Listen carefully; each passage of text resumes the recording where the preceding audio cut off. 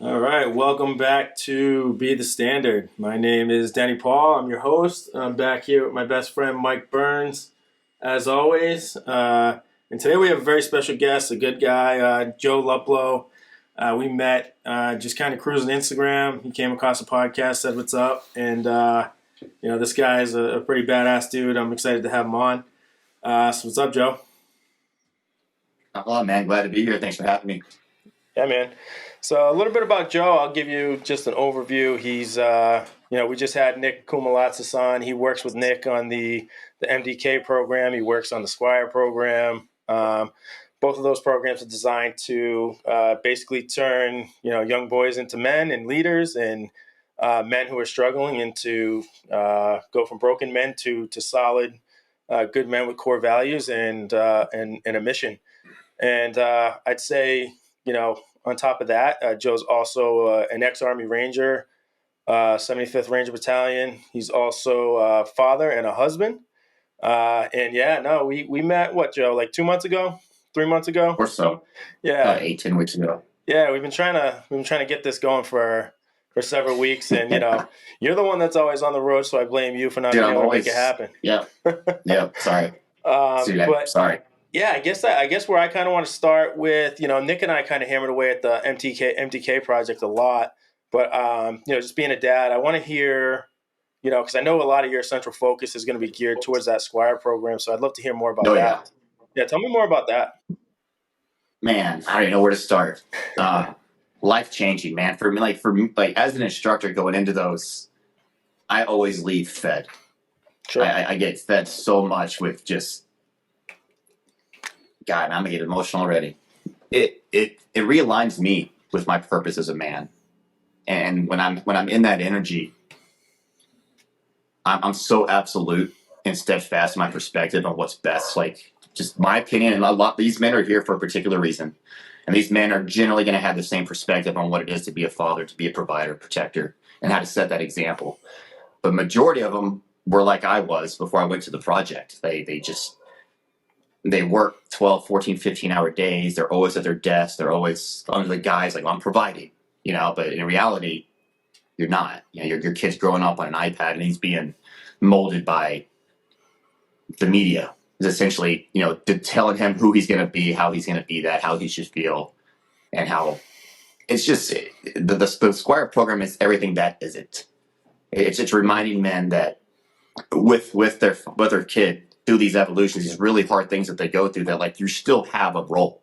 It's not just to provide and protect. You have to mold your legacy. You have to mold your child into something that's going to be bigger and better. Like your job is to set the bar. It's your job to set the bar, but then guide him into exceeding your standard. And you can't do that if you're not doing hard stuff. You got to do hard stuff. And at the same time, you have to come to reality for some things that money's not always everything.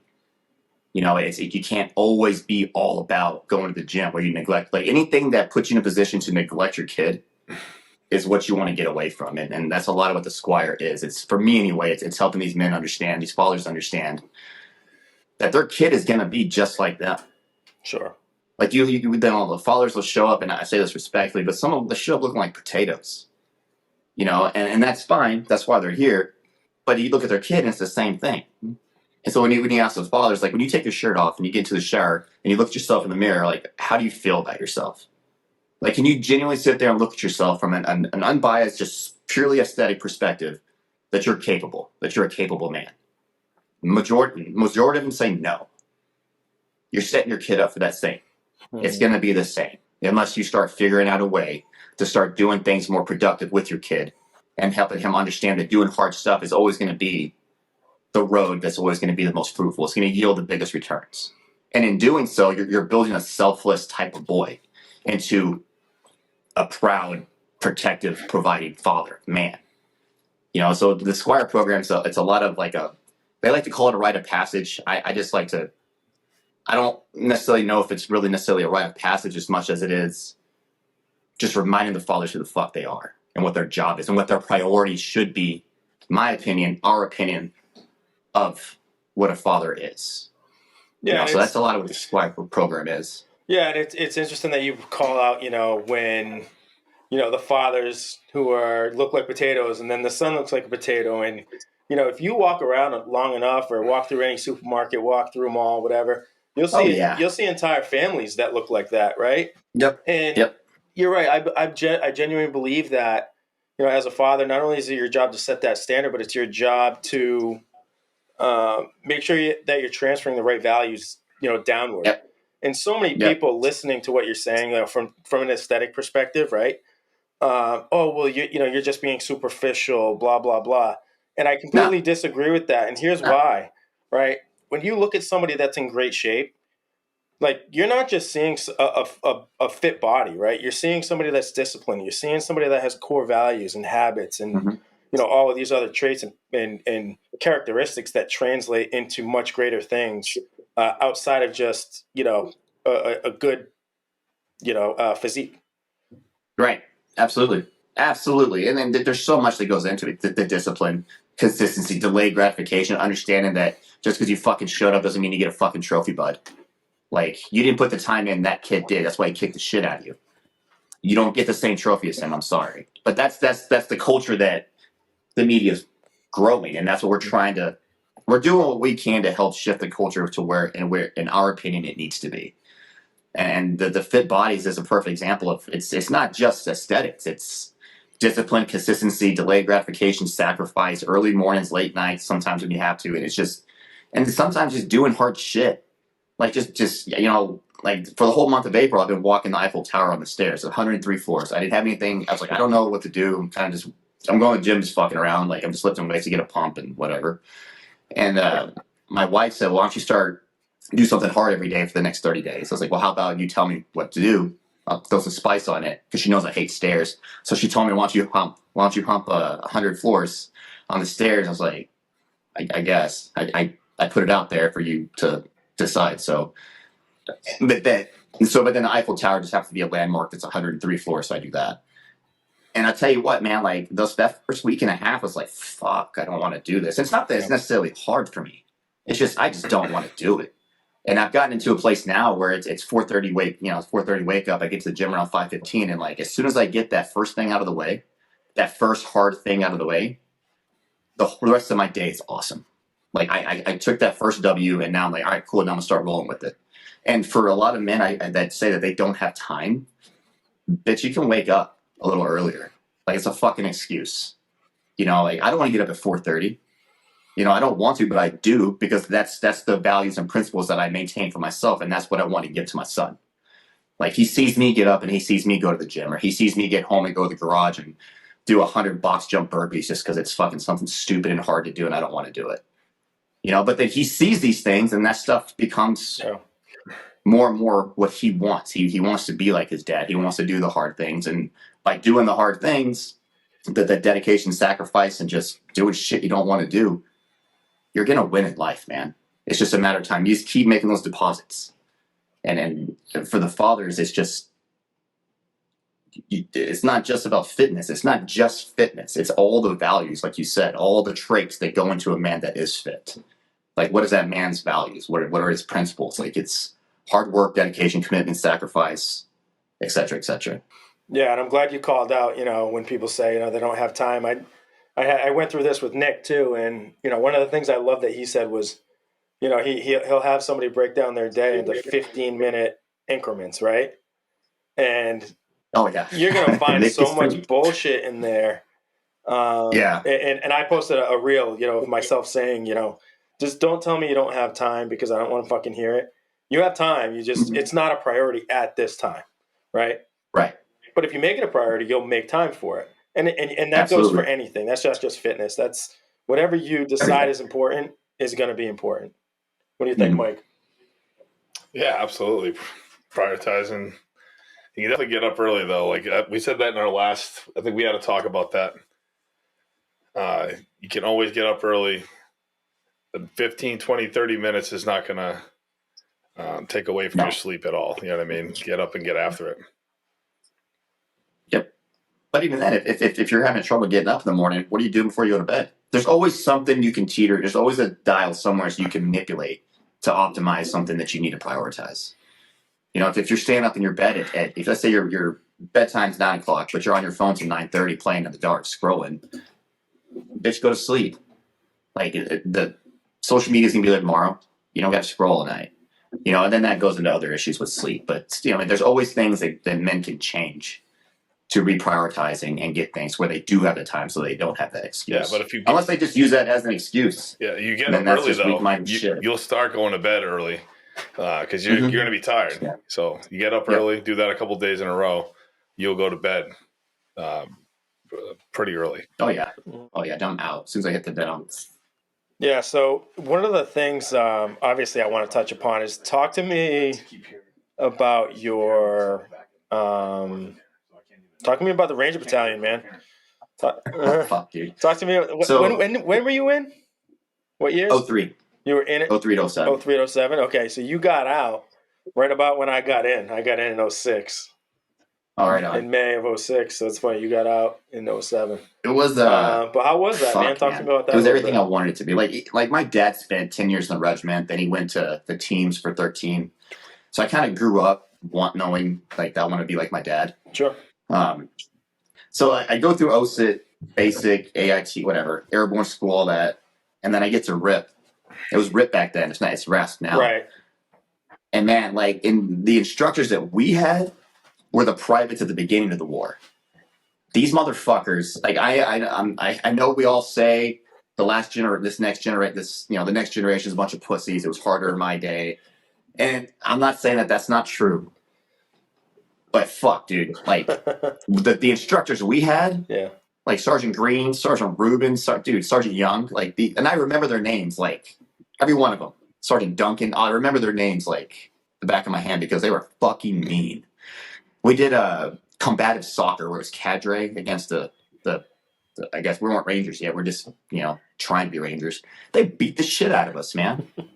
Like, it's not even soccer. They're just like clotheslining people and choking people out. But that's the culture I wanted to be in. That's the type of men I wanted to be around because, we couldn't win. We're all tiny. These guys get paid to just be in shape. They have a fucking buffet 3 times a day at 75th. They got fucking surf and turf. They have lobster and steak once a week at that chow hall, and it's a buffet. They get as much as they want. And that all their job as instructors is just to be in the absolute best shape that they can be and just fuck us up. Yeah. And they fucked us up.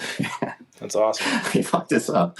It's like a 12-mile road march, and then Sergeant Rubin comes out of nowhere. He just plows the Sparta just kicks the dude's rucksack. He just spins around and flies into the ditch, and then they all laugh, and we just keep moving. Like, that was their form of fun, but that's fucking fun. And I know that that's probably hazing or some shit now, but when I was in, man, that's the shit that's what soldiers are supposed to be like. These guys are going to war, these guys are going to go and do bad things and go and very, very likely kill people and for their country. Like, you can't be that sensitive, man. You can't be that sensitive. So Mike and I, we didn't serve in a Ranger Battalion or anything like that. We deployed overseas. Mike did Iraq and Afghanistan. I did both. Yeah. I just did Afghanistan, but yeah, no, you can't. You guys are elite guys, so you gotta fuck with you guys a little bit, right? We're some of them. we're some of the elite. We're elite at what we do. Yeah, I'll say that. I don't know how they operate now, but I know that when I was in, if you need a fucking battering ram, you need to blow the whole fucking door off and just everybody. In my opinion, Rangers aren't hostage rescue people. We're not those type of fighters. If you need a city block cleared or a city you need just block by block, you send the Ranger regiment. Kind of thing. But yeah, they're pretty. I'll say what gives them the most edge is just the mentality that's forged into them, that mindset. When I was a private, my school squad leader, Sergeant Barnes, hit the ropes, and without a second, before he's even done saying it, we're all sprinting, trying to be the first ones to the ropes. And we know we're about to get fucked up, but we're all doing our best to be the first one to get fucked up. And that's just that. It's that culture that makes a soldier, that makes the Ranger the Ranger. Sure, they have a lot more funding and they have cool equipment and cool assets and support and all that. But that aside, that means nothing if you give some bitch some sensitive Sally those same assets. He's not gonna. What's he gonna do with it? He's not going to act. He's probably going to be indecisive. He's going to freeze in a door. There's a number of things he's probably going to do. So when you mold these guys into being, fighters, like genuine war fighters, they come out, and the ones that make it, they come out and they collectively create this unit that's pretty fucking unstoppable. Because, they genuinely are pretty. You take the whole Ranger Regiment, all 3 battalions, unstoppable. With all their support, fuck, good luck. Good luck. Yeah, but yeah. Battalion's cool. Battalion's cool. That's cool, man. That's cool to hear. You got anything, Mike? Yeah, I'd like to go back to the Squire program. How does somebody get into that? So they contact, you figure out which state you're in. Well, you don't figure out. You figure out if they have one in your state, because it's usually the cheapest route. Or unless you want to go to a bigger one, you can log on to, social media is a good way. But to sign up for them, you just get a hold of the license holder. Yeah. Like in Texas, it's Darnell, and North Carolina, it's Nick. California, it's not Bedros, but it's Bedros' Squire. But he doesn't handle that stuff. It's Bedros. Yeah. Illinois guy. You just got to figure out if there's one in your state, and if there's not, you can always travel. And some guys just prefer to travel. Like some guys want to take their son all the way to Temecula, California, to go do it at Black Site Ranch with Bedros and Steve, because that's the poster. Mm-hmm. If you're gonna have a single fucking Squire that's like the premier Squire, it's that one, because they have the mud pit, they got the obstacle course. You're on Black Site Ranch, man. Like you don't, and it's the same price, $1,900 to go here, or $1,900 to go there. Well, fuck, I'm gonna go there. So it's just kind of dependent on where you want to go, but you just get online and check, man. They're all over the place. They're popping up though. They're like more and more states are starting to add them. So give it another year or so, they'll be in every state. Is there like a vetting process though? Like you guys, they reach out, do they apply? They got to go through a vetting process? Yeah, well, they apply. Really, just you'll have a one-on-one conversation with the license holder or whoever's doing sales for that particular license. And generally, the followers will just ask what it is. They get a little bit more information, and it's really, they will do some hard stuff, but it's not impossible. You know what I mean? It's not insanely unsafe, and that's a lot of the questions they get.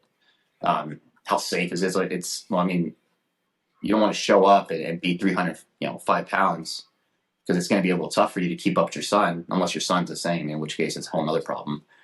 But then at the same time, if they're lagging behind, like, I'm gonna call you. I'm gonna single you out, because that's what life is. You can't underperform and someone not hold you accountable. I'm not holding you accountable because I'm being a dick. I'm holding you accountable because I fucking care. Look at where you're at and where they're at. I'm sorry. I'm digressing. No, that's great stuff. That's how they. You just contact the license holder or Chris Barth. He's out of California. That dude.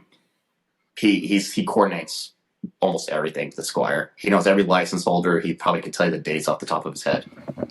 Like the dude's dialed in. Yeah, I just wondered how people might come across this program, get into it, and then what kind of drives them to get there. Do they obviously know they need to work? Yeah, any license holder, man. They're all over Instagram now. You just Google it, Squire program, and I'm sure you'll find plenty. But it's the cool thing is with how many we're starting to stand up. It's like you kind of have your flavor. Like what do you want more beachy vibes? You probably go to Nick's, because you're gonna get fucked up at the beach.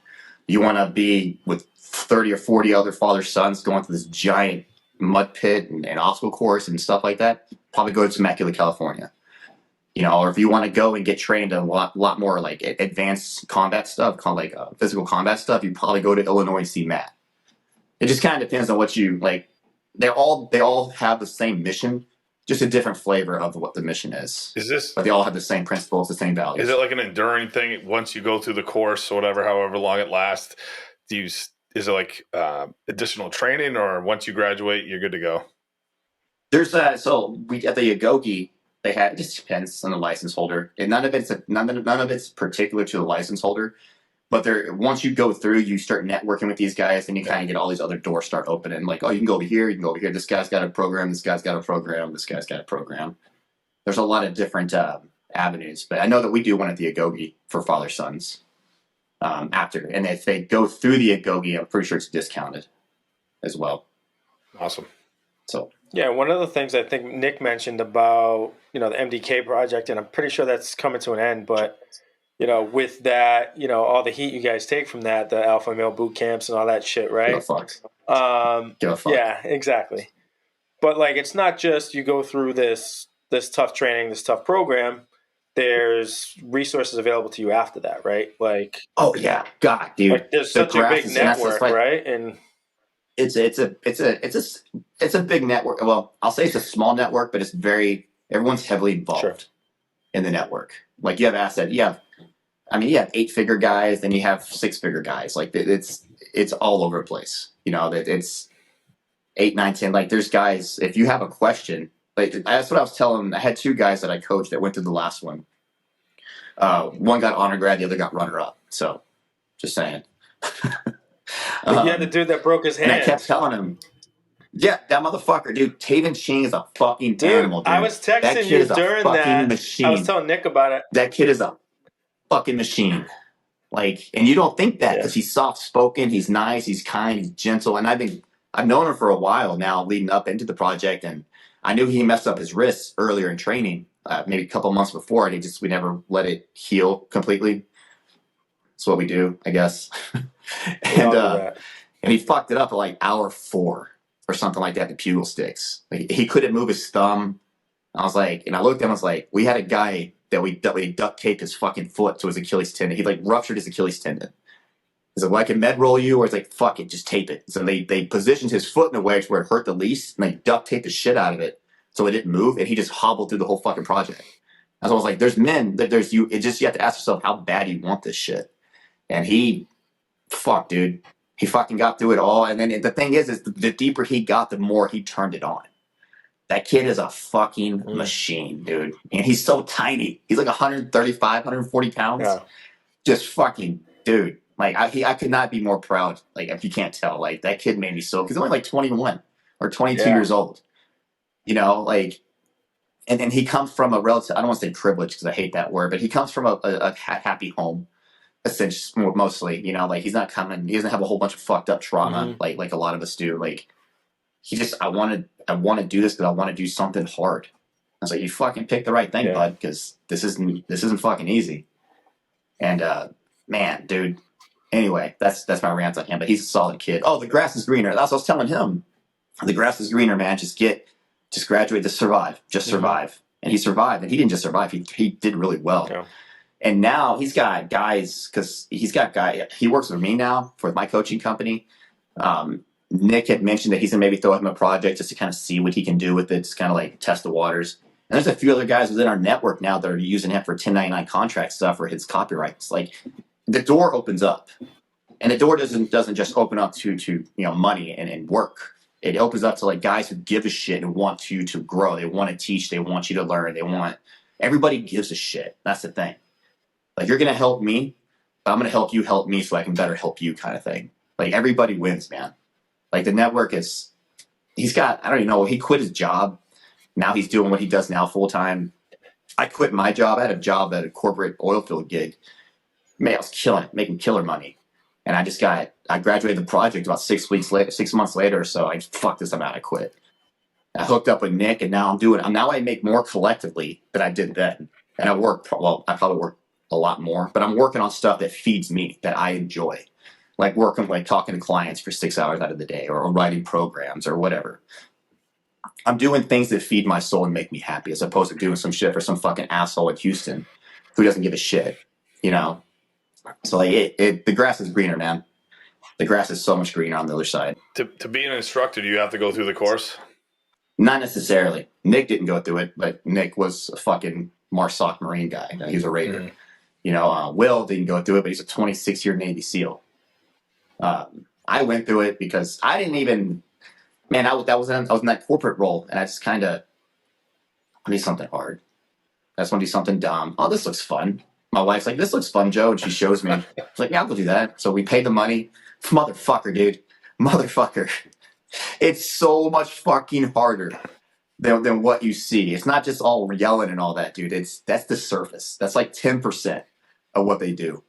Dude, it's fucking brutal. It is fucking brutal. And I was not anticipating that. Yeah. I wasn't expecting it to be a fraction of how hard it was. Like you see Steve when he goes in his rants. I'm like, oh, he's scary. Like, okay. No, that motherfucker's scary, dude.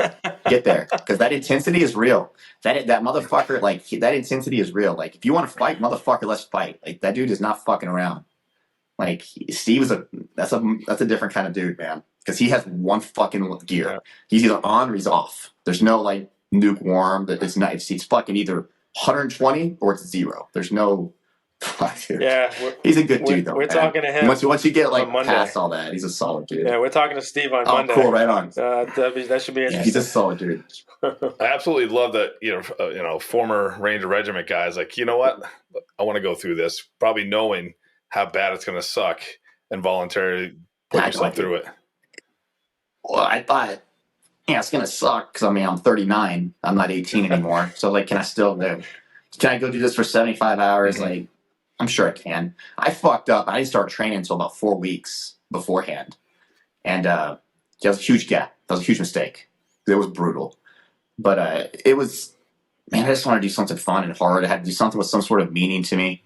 And it's like, oh, that looks like a weekend boot camp. Cool. We'll go do that. I'll go get yelled at for a little while, have someone spray water in my face. And no, bitch. It's like 30-something degrees outside. Get in the fucking ice baths. You serious? Fuck, dude, we had like hypothermia out here. What the fuck? We're gonna hype out and we're done. Like, no, get in the fucking ice baths. Then you get out and you stand there and you just freeze your nuts off. Like, it was fucking rough, man. It was fucking rough. You said you didn't start training until like 4 weeks prior, and that you kind of wish you started sooner. Like, what are some of the things that, as far as from a training perspective, what do you wish you would have done more of? What should guys do preparing? What are what's the best way for somebody to train when leading up to something like that? What would you have done more differently? Like a fucking animal. Yeah. Like, kick the shit out of yourself. Like, it's mainly, so it depends on how optimal, and obviously background matters. I came from primarily a strength background, so conditioning was my bigger. I barely lifted any weights. I did a shit ton of like goblet squats with like 50 pounds, super light, just put volume on top of volume on top of volume. A lot of stairs, a lot of incline walks, stuff like that at a pretty brisk pace. But mainly, the one thing I think everybody that would be universal would be recoverability. Like, you have to train your body to recover between evolutions, because if you're breaking by evolution 3, you're fucking done, bud. Like, you're done. Like, you need to be able to recover, and you build your recoverability by doing, in my opinion, a lot of HIIT training. Not even like give 100%, rest for 30 seconds, 100%, rest 30 seconds, over and over and over and over, because that's going to build that type of energy system. Not that you're going to be sprinting and over, you will be, but it's for 75 hours. So the best way to survive it is just train your recoverability. Just kick the shit out of yourself, recover, kick the shit out of yourself, recover, and just keep doing that. And then as you get closer, you start doing a little bit more like longer distance, like hikes and stuff like that, just to kind of condition yourself a little bit. Like, I have one of my guys, he does laps around the fucking, he's going to the Crucible in June, and he started at 355. He's down to 299 today.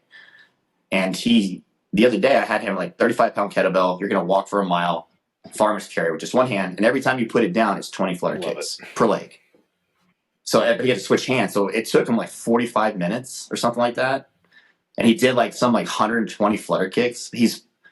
But that's the kind of shit you need to do, man. You need to do those long duration, mindless, fuck, this sucks. It's not really that hard, but it fucking sucks. Like, my grip strength's going, that sucks, but no big deal. You just put it down, just a flutter kick, switch hands.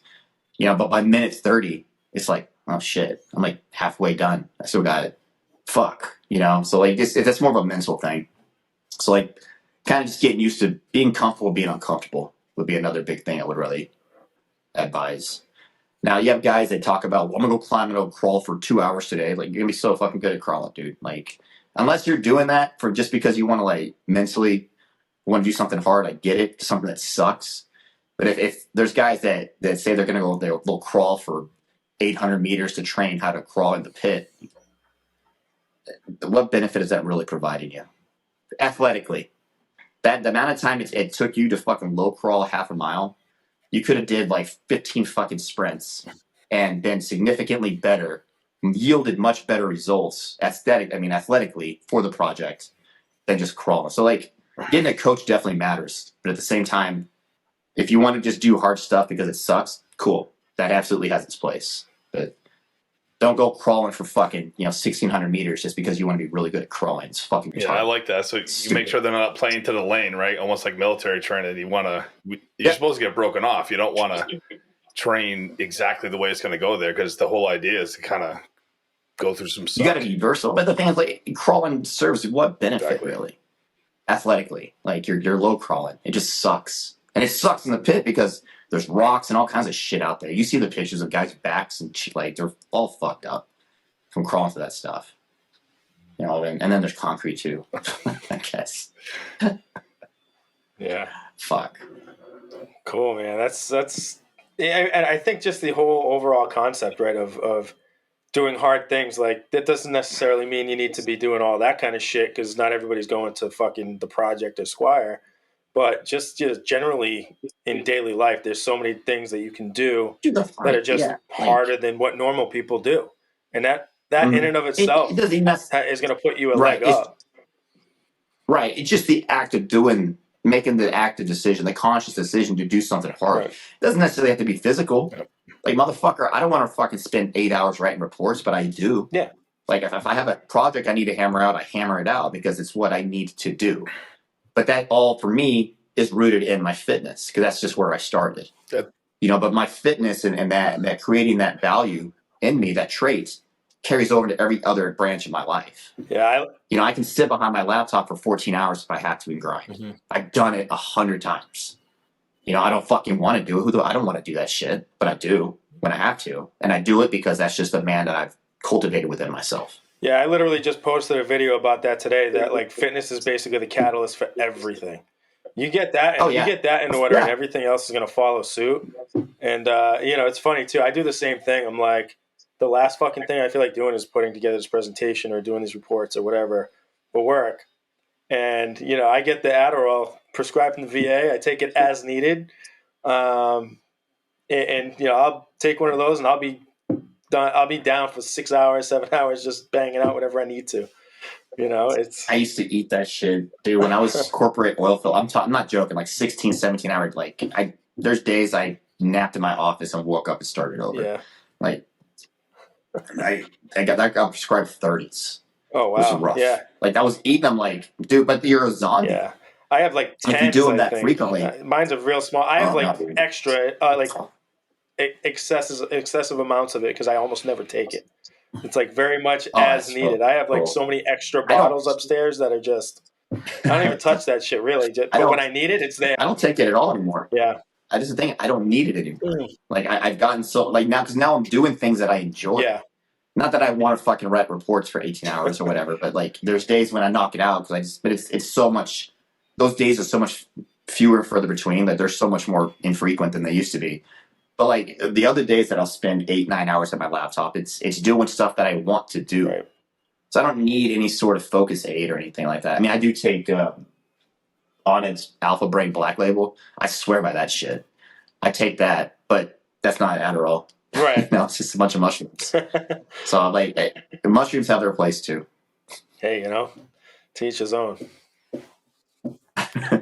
But one of the things that I did want to touch upon with you is because, something we talked about when, we talked on the phone is, something Mike and I take very seriously. I know you do as well, is, mental health, as far as, veterans getting the help they need. I don't know I'm not asking you to share anything you don't want to share, any of that shit, but, I kind of wanted to touch on that with you just because, I thought we had a great talk about it. I think the first, I don't know where to start there, man. Yes, I agree entirely. Because it's a problem that majority of veterans have. A majority is they don't. Well, a certain type. Like, if you're a combat arms kind of guy, or you're a different kind of dude, like, you have this. You've been molded with this relentless work ethic that I have to see mission complete. I have to get this across the goal line. I don't care how fucking stressed out I get. I don't care who I'm hurting along the way. Like, there's this mission almost that you have to complete, and then it destroys everything, man. Like, because you stop focusing on your mental health because you're so dialed in on getting something complete, for some asshole that doesn't care. That was my problem with when I was in oil. Well, I still am, but when I was a corporate guy, like that was my problem. I couldn't say no because this is what I was told to do. And so when you leave the military, you're all fucked up mentally because they don't tell you how to turn that shit off.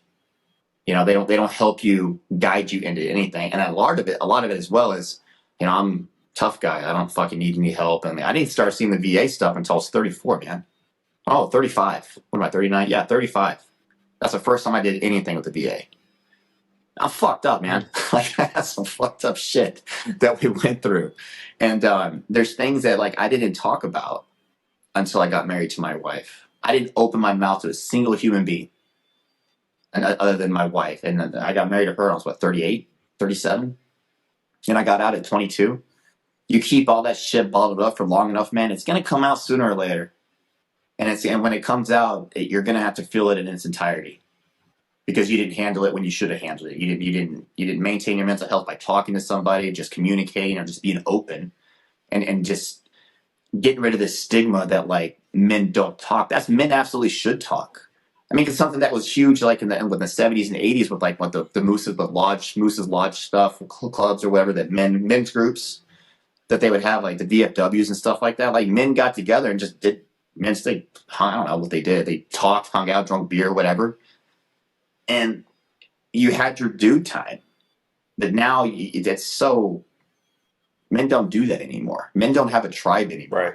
And because they don't have a tribe, they don't have other men who understand them. And I'm not saying a wife can't understand, but generally a wife isn't going to understand to the same capacities as a dude who's, like, seen similar things, to a man that's been through the similar training, who is wired similar, has a similar wiring, and just operates very similar to you.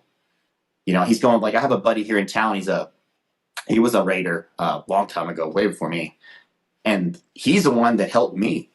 Because he saw my, like, for transparency, I used to take a lot of steroids. And I was a little unhinged sometimes on social media. And he saw that. And he reached out to me and says, "Hey, man, are you okay?" And I was like, "Man, I don't fucking know." Like, yes. He says, "Why don't you come over?" And I went over, and, like, dude, that night, I didn't tell him a lot of stuff, but, like, I was just like, I'm fucking this up, I'm fucking this up, I'm fucking this up, and I want to do it right, but I can't seem to do it right, and I don't know what's wrong with me.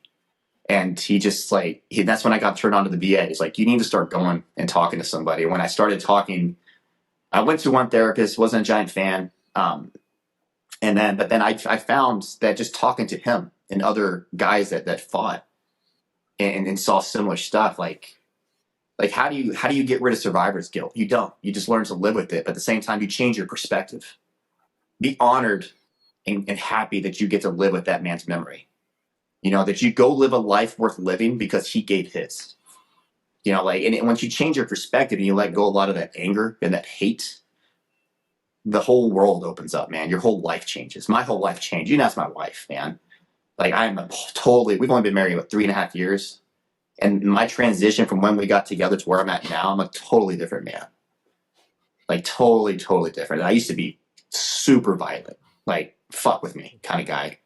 And a lot of that was probably steroids. But but, like, that was shit that was molded into me, Like, you got to keep in mind, like, when you go through RIP and stuff like that, like, they're training you and they're molding you for one thing. It's kill or capture. Like, that's your job in the military, is to kill people or catch them.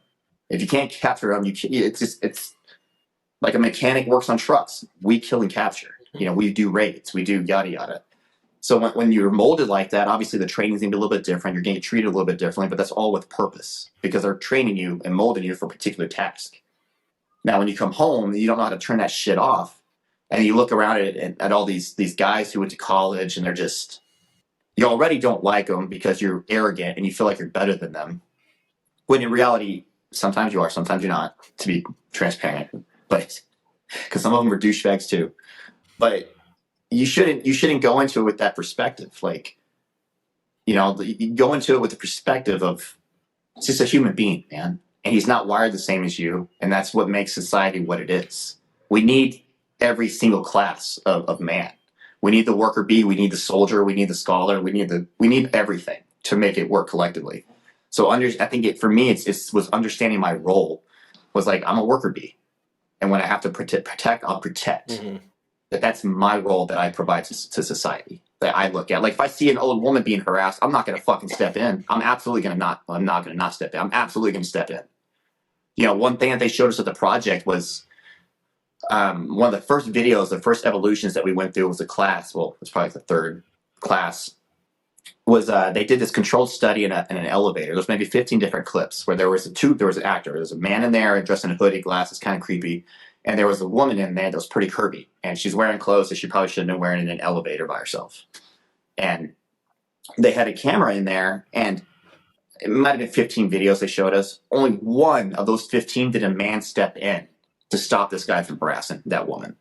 He would walk up and smell her hair and like try to like grab her hand and stuff like that. And she would make it very aware to everybody in the elevator. It's like, I don't know you. I don't know this man. I don't know this man. And they would just fucking leave her there. Like that's the culture of men that I'm digressing again, but like that's great. I'm the kind of man I'm 100% gonna step in. 100% because that's my role. That's what I was molded for. That's what I'm capable of. That's something that I can give. And if I can harness it in a way where it's controlled, you know, me 4 years ago, I probably would have beat the shit out of the guy in that elevator. I would have beat the shit out of him. Because it was, for me, I saw that as an opportunity, as opposed to like, this is an opportunity, sure, but to practice patience, be emotionally disciplined to the situation, escort this woman off, let this guy know, hey, step the fuck back, and if he has a problem, then engage. But don't go straight for the kill, because you're not in combat anymore, dude. Like, it's not fire superiority right now. It's assess, then execute, not, I heard something over there, blow it up, you know, kind of thing. Yeah. So I think that, yeah, there's that. Yeah, no, I'm glad. It's funny that, not funny, but like it's interesting you say that. You know, it took you so long to go talk to somebody, right? It took me about a year or two, and I was very selective about where I focused. You know, my ability to just talk, right? It was my ex would be like, "Oh, you can talk to me about these things. Why don't you talk to me about these things?" And it's like I can't. You know, I'll only talk to Mike about them, or like. Right. You know, and I think Mike was the only one I ever really did talk to about things with because we were there together. And he's the only one that I felt like in my life could really get it. So, but yeah, no, it took me a long time. And I think the biggest thing that we struggle with when we come home is that, like you said it, finding your role, but also finding your identity, right? Like figuring it out, like, cause your identity goes from being, like you said, this badass motherfucker. And now you're like, who the fuck am I? You don't have a clue who you are. And you don't know who you are because you lost your mission. You're just trying to figure it the fuck out, and you're like, you're lost. And that's the hardest part, I think, for a lot of guys. Oh, I don't disagree, man, at all. I don't disagree at all. Because you really, I mean, you take these guys who spent, God, 20 years in JSOC, like, you know, 25-year guys who they're 18 to 40, 42, and they get out, their whole life was centered and revolved around combat, training for combat, just everything they did every day, being in shape, the foods they ate, the weapons they shot, every single work day for them was preparing them for combat. And then they get out, and it's like my dad, man, like, super awesome dude. He's still the epitome of what a man is, in my opinion. But he fucking bought a cabin in Wisconsin in the middle of the woods. Like, you don't stumble on his house and not know where the fuck you're at. Like, the dude's got canoes like hidden away and on this trail, and he's ready for absolutely anything. You know, and he's got a shop house where it's just got an indoor climbing wall and all kinds of stuff he uses to stay in shape. And I was like, that's super cool, but like that, like when you have guys like that who just their whole life was that, how do you tell them that that's not what they're doing anymore? You know, without some sort of help. And the longer you're in, the more it's ingrained into who you are, and it eventually just becomes who you are. How do you turn that off? Yeah, I can't even imagine, like, you know, you get into, you know, double-digit territory as far as years in, and then it's time to do something else. Like, that must be fucking wild. Yeah, man, so talk to me about some of the businesses that you and your wife are into. I know you're into a few, so talk to me about that. So when we got together, she had a dream. Like it was just talk back then. So she's a stage 4 cancer survivor. She was diagnosed when she was 2, and I think she finished her last chemo treatment, I believe, when she was 12. Wow. You listen to her, she's had some half a dozen surgeries, like 3 blood transfusions. Like she's been through some shit. But that was her youth. She grew up like that. So this was normal to her. Growing up in a children's hospital was her normal. But so when we got together, she was always talking about how she wanted to start a fitness clothing line. And she wanted to name it Stage 4. And she told me the backstory, and I'm like, there's no way I'm not going to support that. So here's a bunch of money, chase your dream, essentially. Of course. So she manages that. It's a Stage 4 Athletics. It's a fitness clothing line, primarily directed at women. There's some men's stuff in there, but we didn't pursue that very hard. And then there's that. So, and then there's Chic Treats, which is just a baking company. It was just a side hustle initially for this local baking company. A local coffee shop, and then it just kind of took off. Like other coffee shops picked it up, and then it just kind of got to the point where like, okay, we don't want to deal with this shit anymore. So we're going to partner with this meal prep company. We're going to keep 30% of the profits, and here's your baby now. Here's a book of clients. Here's your revenue. Here's your month over month. Here's free money. Just do the work and give us a cut. And so we kind of walked away from that. Not entirely. We're still involved, but not on the day-to-day stuff at all anymore. Sure. And then Stage 4 training was originally Lup Strong, because when I was back doing strongman and my powerlifting days, I coached a lot of strongmen and powerlifters. And then that kind of transitioned into, I just got to the point where I had too many. I was like, well, you might as well just get an LLC and do it legally, and just start taking, because we're doing all this traveling, we can get all these write-offs if we have it for this company over here. If we just go to this gym, take a picture, whole fucking trip's a write-off. So we took that route, and now that's growing really quickly. That's really, really quick. And we didn't start marketing for that until literally this last week was our first week that we actually launched an actual like paid ads marketing campaign for it. But that's primarily focusing on bodybuilding at this point. And she's kind of the face of that. Her and my buddy Calvin. He's a Project Graph in class 16 as well. He's my lead trainer, and if you know that guy, if you've seen that guy train, he's a fucking animal. Like he's 5'9", 240 or so, 235. But he also has like a 55-inch vertical leap, not vertical, like box jump. Like the dude is an absolute unit. Wow. How old is he? He like 26. Oh, okay. He's Still, not though, 245 at fucking 5'9". 5'9", 5'10". Yeah, dude, he's a fucking house, man. He's an absolute house. He's all over this Stage 4 training Instagram. Like you would think a guy that is that big has that kind of mobility and that kind of athleticism, but you need him to go run a 5K. He'll go run a 5K for you. No problem. And it's funny you say that too, because this guy right here, you started the show asking Mike about his size, and like I've always, since I've known Mike, he's been a big dude, right? And I get impressed about how well he moves for his size. Oh yeah, well that's part of it though, man. You maintain that consistency to that discipline, you're going to maintain some sort of athleticism that's going to be significantly above the average, because most people fall off if not entirely. They'll fall off slightly, but if you just keep pressing the envelope like you guys do, I mean, case in point, Mike, case in point, Calvin. So those are the two. And then I guess I have a cryptocurrency mining company, but I just did that for the write-offs too. There you go. And that's just nerd stuff. I nerd out. I used to day trade pretty heavily. Like almost it wasn't even almost. It was an addiction, legit addiction. But I was really good at it. I'll say that I was really fucking good at it. There you go. That's it's calculated. It's calculated gambling. That's what I call it.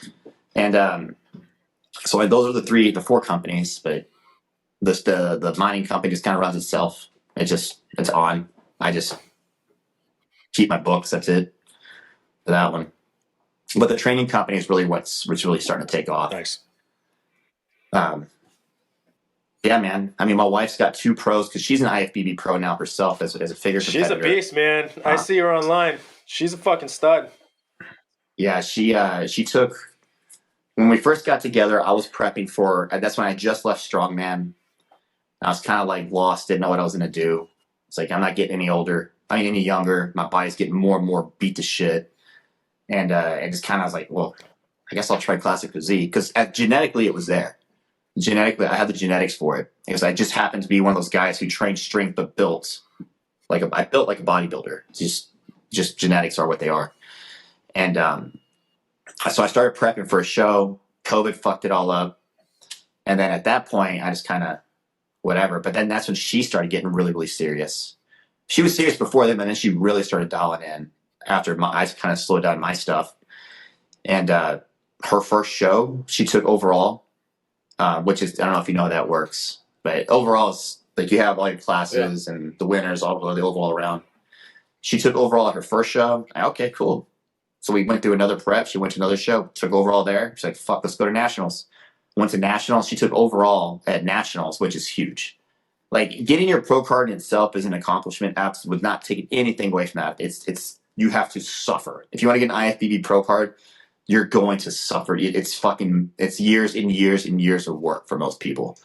But her first one, man, like she showed up, cleaned house, just took everything. Took overall at her first national show, and in my opinion, the national overall winners, like that's the next crop of like the elite. Like that's the next crop that's probably going to see the Olympia stage, that are going to be relevant at the Arnold Pro, like the New York Pro. Like those are the ones that are going to be going to the bigger, more well known shows, because that's what their competition is. But she's a absolute unit. Like she's tiny, but at the same time, she's not. If that makes sense. Like she's like 125 pounds at like 5'1" maybe, and like I can't even explain it, man. She's tiny, but she's not. Like when she's training, it's like, girl, your legs are fucking high. You know, like what are you doing? Like when she has a pump, it's pretty incredible. That's awesome. But so that's primarily where the company's going now. Is focusing more with the female side of things, while I'm pretty heavily involved in the Agogi. Because it's more so not necessarily for the fitness side of things, but just because I really genuinely believe in the message that it sends. Like us, it's just do hard stuff. Sometimes some guys need help unfucking themselves. So when you meet with these guys once a week on the phone for, on Zoom or whatever for 30 or 45 minutes, this guy's battling porn addiction or alcoholism or whatever. Like me being in a place now to where like, well, let's talk about it, and being their voice, being their shoulder to lean on because they can't talk to their wife about this or their whatever about that. Dude, that feeds me, man. Like that makes me, God, that's something that I really, really hold dear to what I do and who I am, because I've been through a lot more than most. Not saying I haven't been through everything, but I've been through a lot more than most. I've been married 3 times. Like I've been through some shit, like some nasty, nasty shit. And when these guys come and like, this guy's addicted to this or this guy's addicted to that, it's like, let's talk about it. And we start to dial in on the root and where it's rooted. Okay, well, how do we start mitigating this? And just helping them develop a plan to move forward and to overcome whatever obstacles in their way is something that there's not a whole lot in the world that feels better when a dude can call you and tell you that, like, hey, my wife and I just blah, blah, blah. Things are better now than they've ever been. She and I haven't gone on a date in 5 years, and now we're dating every single week. We have a mandatory blah, blah, blah. And like it feeds me, man. And that's why I don't really promote the men's side of things at my company so much, because I would rather them come to the Agogi because of what the Agogi teaches. Because it's not just, you don't just get a fitness coach. Like you get a guy that you can talk to. In addition to that, you get a couple calls a week with the entire tribe on Zoom when we all come together on Tuesdays and Thursdays.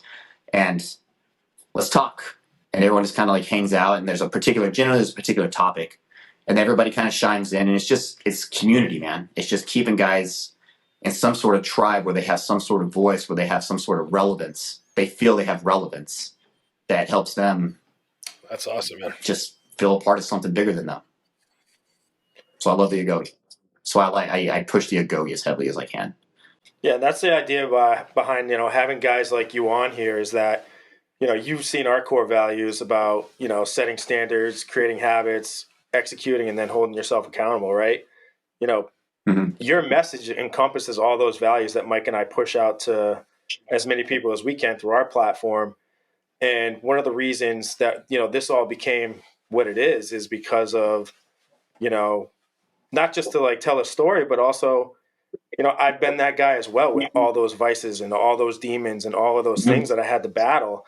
And all of those values that I push out, those are principles that I enacted. And that's kind of a system and a process that I came up with myself to implement and get myself back on the right track of just being a totally different person, and a person that I admire. And so that's why we like having guys like you on, is you guys encompass everything that we're about and everything that we're trying to spread. So our missions are aligned, and that's exactly the whole point of all of this. And it's fucking awesome just having you here. Absolutely. I appreciate you having me. Yeah, man. That's why it's such an easy. You want to come on a podcast? Absolutely. Yeah. Let's talk about dude shit. Because we're going to talk, everything we're going to speak about is going to be, the dialogue's going to be completely confluent with each other. Because I knew we do have the same values, the same principles, and if we can bounce things off of each other and we can produce it in a way where other people hear it, and then for that one guy that it turns out light bulb on, it served its purpose. You know what I mean? Like, it serves its purpose. Mm-hmm. So it's just one more way to put more good out. Because mainstream media is not doing it. It's going to be, the guys like y'all and the guys like Nick and Steve who will have podcasts and we're putting out that particular type of message. And because we have so many different varieties of types of men on the same mission, which flavor is yours? Are you a Steve guy? Mm-hmm. You want to wear like neon yellow bicycle shirts every day and scream at people? Steve's your man. If you there's different flavors for everything. And I think that's great that we have more and more podcasts like this of men who influence other men into doing better and understanding their purpose and their why as a man and what they are wired to do as a man. Provide, protect, be a savage servant to society, and just do the right fucking thing when nobody's looking. I love that. Because living your life by those values and staying within your principles, like, your son will see it. And then you'll create a son that you would be proud. Like, let's say you have a little girl and you have a little boy. I would want to raise my little boy in a way where I would want my daughter to marry a man that has the same values and principles as my son. I don't want to provide any other woman, any other family's daughter, something less than that. Because that's how we change the culture. We start getting back to like men being men again. Understanding that masculinity isn't toxic. It's kind, it's compassionate, but at the same time, it's strong, it's confident, it's powerful. Like, you should absolutely have compassion. You should have empathy. You should have kindness. But it's like Jordan Peterson says, be a fucking animal. Just hold it in. And when you need to deploy it, fucking let loose hell and just fucking destroy everything that you need to. Because it's all in for the right cause. Because sometimes bad things need to happen to bad people, and that's just the way of life. But to get there, have kindness, have compassion, have empathy, be strong, be a provider, be supportive of your wife. Your little girl wants to paint your toenails, let her paint your fucking toenails. Like, you know what I mean? Let her be a little girl. Sorry, I'm digressing, but yeah, man, I agree entirely. Now, in your experience, do you feel like those values can actually be taught? Like you said, yep. Doing the right thing when no one's listening. I feel like, in my experience, you're either you are that way or you're not. So what you guys do, you feel like people can learn that? I think when they start to feel the benefits of living a life like that, not necessarily in that particular scenario, but all the things that lead up to that, like you start to hold yourself more accountable here, and here. Well, at some point it's going to bleed into here. Mm-hmm. Like, man, I'm supposed to make the fucking bed today. Like, I try to make the bed every morning when I get up. I don't make it like hospital corners and all that shit. It's like, but I just make it flat, so it just looks flat. But like that small 2 second, that took me 30 seconds. It's me doing the right thing and holding myself accountable. And then I feel weird if I don't. If I don't, I'm like, man, it starts to bother me. But you don't get to that point without doing all the big stuff right. So I think that absolutely can be trained. It's just, you have to do if you don't do the base work, the groundwork, build the foundation, yep. You can't build a fucking house, bud. You just can't. So like with a rocky foundation, you'll never be in a place to where you hold yourself accountable and nobody's looking. You won't have that own self evolved in integrity to create. Yeah, and one of those things that I like to say is that, for me, it was like an 18, 20-month process of just going from one version of myself to another version of myself. And I think you can teach and train yourself if you put in the work and, like you said, hold yourself accountable to acquire certain traits and certain characteristics and certain habits. If you put all those into practice, and I say it all the time, the biggest thing is accountability. If you do all of those things, I think you can be whoever the fuck you want to be in like 18 yep. months. I use that as a timeline because I feel like it was like an 18-month mark, like something just clicked for me. It was right around there. Mm-hmm. And so that's, I throw that out there because that's what worked for me. That's not, maybe it'll take somebody else 12 months, hopefully, right? But Depends on how much work they put in. but I think you can How turn accountable yourself. do they hold themselves? Yeah. Yeah. I just think, I think if the work's there, if you put in the work and put in the time, I think you can be whoever the fuck you want to be in X amount of time. You just got to do it. Yep. It's just work, man. And that's the thing. Like, but that's another problem. Nobody wants to fucking do the work anymore. Everybody wants that shortcut. It's like, no, bitch. Like, the journey is the work. The ride is the work. The destination's bullshit. Because as soon as you get there, you're already looking 3 miles down the fucking road, because this was fucking easy at that point. Because you've built yourself up in a way to where you're able to accomplish. That's fucking easy. Yeah. Like me getting up in the morning now, it's just what I fucking do. But if I fall off that bandwagon for a week, bitch, by day 8, it's like, fuck, this is hard again. So it's holding yourself accountable. But once you get in that groove, you start looking to the next hill, the next hill, the next hill, the next fucking castle to conquer. Like it's a never ending thing. And there's absolutely no ceiling to your own masculinity. There's no ceiling to being a better man. You can always be a better father in some way. You can always be a better husband in some way. You can always be a better athlete, a better friend, a better brother. You can always be a better human in some way. Like it's like you're in your fucking 70s and you want to learn Dutch. Go fucking get Rosetta Stone and make yourself a better human by learning another language. Like there's always something that you can improve on. And then hold yourself accountable. I'm gonna learn motherfucking Dutch. So you practice your accountability that you cultivated your entire life within you to be a trait that you just live by. And I guarantee you learn Dutch because you conditioned yourself to work, do the hard shit. Yeah. And every time you tell yourself that you're going to do something hard like that, you're essentially creating a contract, right? You're creating a verbal or internal contract with yourself. I'm going to do X, Y, and Z. And then after that, once you've come up with that contract and made that agreement with yourself, it's just, you just execute and hold yourself accountable. That's all it is. And it's keeping promises you make to yourself. That's all it is. Absolutely. On the flip side of that, if you consciously make the wrong decision, it should weigh really heavy on you. But that third time, that second, third, fourth, it gets a little easier, and then you're losing that trait. So it's absolutely something that has to be continuously be honed. And it's day in and day out, man. Like fuck, I don't want to shovel snow today. Bitch, it snowed. Got to shovel snow. Well, maybe I'll just do the sidewalk to my truck. That's not what you do. No, you do the whole fucking. You do everything because that's just me doing shit I don't want to do, and really showing my son to do. Really, it was more so for him than myself. But you have to maintain that, And then it got to the point where, even at one point, I said, "Well, don't worry about it today, man." And he looked at me, and it was actually had to do with shoveling snow, because it was coming down pretty heavy. And I said, "Just come back inside, and we'll get it later." And it got pretty bad, and he went back out, and he got the sidewalk done to my truck. And then he kept going. I was like, "Man, you're good, dude. Don't worry about it." I swear, dude, what about accountability? It's like, fuck, dude. Get after it, buddy. Like, get after it, man. Like, he wanted to see it through. Yeah, I mean, goosebumps. You know what I mean? Yeah, but that's cool. The thing. But those are the moments that should feed you as a father to I'm doing it right. I'm doing it right. Because that was there's this proud dad moment, man.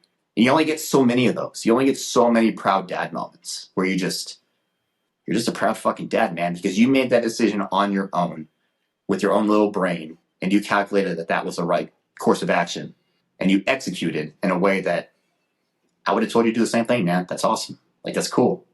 And that feels good. This one day he pushed this little boy down in the park because he punched a little girl. He just fucking shoves this kid to the ground, but he's 4. He didn't really know. He's a little big brother, hit little sister, and he pushes this kid down, and he looks at me like, "Am I in trouble?" I'm like, "You're good, bud. Handle it." And then the dad's high-fived him and everything because he shouldn't hit his little sister and stuff. But just him just living that way, it's that's prideful for a father. You're protecting this little girl. That was awesome. You're intrinsically wired to protect. Boys are just wired that way. It almost takes deprogramming for the kid not to be not all of them, but for most boys, you have to almost deprogram them to not be protectors, because that's just what we're born. We have testosterone. It's masculinity, man. And it's not bad. It's a good thing, because fast forward 20 years, and that's a woman, and that's a gangbanger or something like that with a knife trying to mug her, you do what you're supposed to do, and you may have just potentially saved this woman's life. Like, and that obviously very, very dramatic differences, but same concepts. Like, you're gonna grow up to be a good dude, man.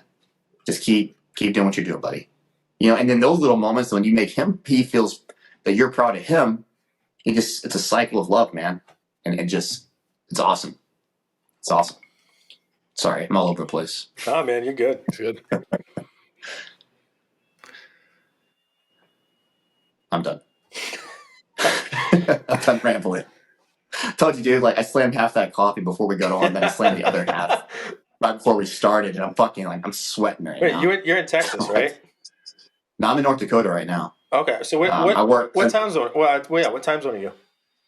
I'm Central. Oh, you are. But okay. I'm in Texas. I'm Central. The Central in Texas and in North Dakota. Oh, gotcha. Okay, so you're only hour behind?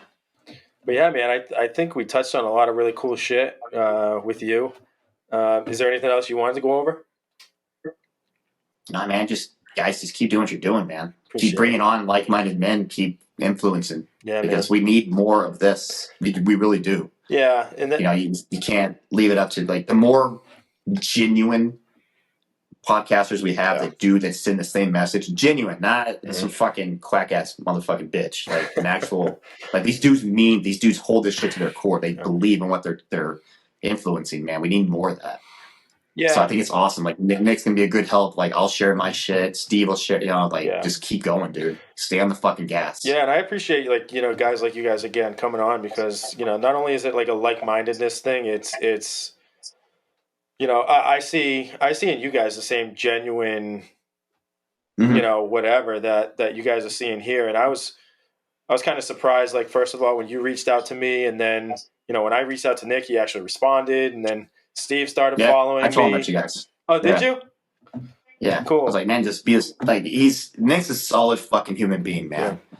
And when I fuck something up, I feel like I'm gonna be in trouble. And Nick's like, nah, man, let's talk about it. It's like, cool. He's a cool fucking dude. He's a cool fucking dude. He's a workhorse though, like the rest of us, man. We're all wired the same to just work, progress. Yeah, it's funny. I told him the story, and I don't know if I told you or not, but I when I reached out to Bedros back in October, I was kind of curious about which direction to take this as far as write a book, do a podcast, this or that, and his response was do the podcast first, get put out content on YouTube and do the podcast first, and then you'll have an audience to sell a book too, right? Yep. Yep. But yeah, no. So it's and then just to have all you guys on is just really, really cool. Dude, there's a whole fucking network of us, man. Yeah. It's a million different guys with different same values and principles, but different approaches, man. Yeah. There's a million of us. I just love to know that all this stuff's happening. Till Denny got you guys on the show, I didn't know these programs existed, and I love to see that people are turning the tide of what we're seeing in society right now with these programs. Absolutely. This is great stuff. It gives me a lot of hope for the future. Mm-hmm. Yeah, and it's there's the other side of it. I don't even have kids yet. I'm still hopeful for that. But it really does scare me that like you talked about the media a lot, but one of the things that scares me more than the media, more than anything else, is just the educational system and what's being forced. Oh, it's trash. What's being forced there? It's a whole other podcast. Yeah, man. no, it is. It is. It's less education and more indoctrination, right? And it's scary to me. And it's just scary. These kids, the kids don't know what the Fed is. They don't know they don't know what taxes are. It's insane. They don't have any skills. They're indoctrinated to be worker bees. Yep. Mm-hmm. To work in a 9 to 5 and etc. And then there's even a 9 to 5. In 15 years, we'll see. Yeah, and that's why, to Mike's point, I'm glad Mike made that point. It's encouraging, right, to know that there's these programs out there, and there's actually men like us that are out there pushing this message, because it's not to beat our chest as men. It's just like you said, we still have to have those emotional aspects to us as well, that those soft features to be loving, caring men, but also be able to, like you said, blow shit up and be violent when we have to be. And it's just so important, and it's just awesome to be seeing and hearing that outside of just me and Mike having a conversation at the bar. You know, Exactly. Right, I get you. Yeah, but like the Apogee program, that's a homeschool thing. It falls right in line with the same values and principles, and that's what my kid's in homeschool now, but he'll be starting the Apogee program and next year, I guess, when he gets to 7th grade, which is, you just have to Google it, man. That's another guy you might want to have on. Is I forget his name. Nick's pretty good friends with him, so maybe he can link you two together. But that's, he could go on. That dude's awesome. He was on one of Nick's podcasts. I'll text you that podcast so you can have a better idea who this guy is. Before I forget, too, do me a favor. Text me your address because I'm going to send you and your wife a T-shirt. I'll send you send you a hat and some and some shit. I've done that for every guest. Super yoked for you. Tell Nick I want him to start wearing this shit too. His Johnny Slick stuff. No, this with his Johnny Slicks. Oh, right on. I'll tell him. But no, man. I mean, I'll let you go unless you want to keep just chatting. I don't really give a shit. No, I'm good, man. If you guys are good, I'm good. All right. Really appreciate you guys having me. Yeah. Genuinely. Yeah, man. Again, I was pumped when you reached out a few months back, and we've been trying to get this in the works. So I'm glad we finally made it happen, and we'll definitely keep in touch, and we'll do this again. Absolutely. Absolutely, Seuss. I love it, man. Sounds good. All right, brother. Have a good weekend, and I'll be in touch. Yep. Yes, sir. See you, Mike. All right, See ya.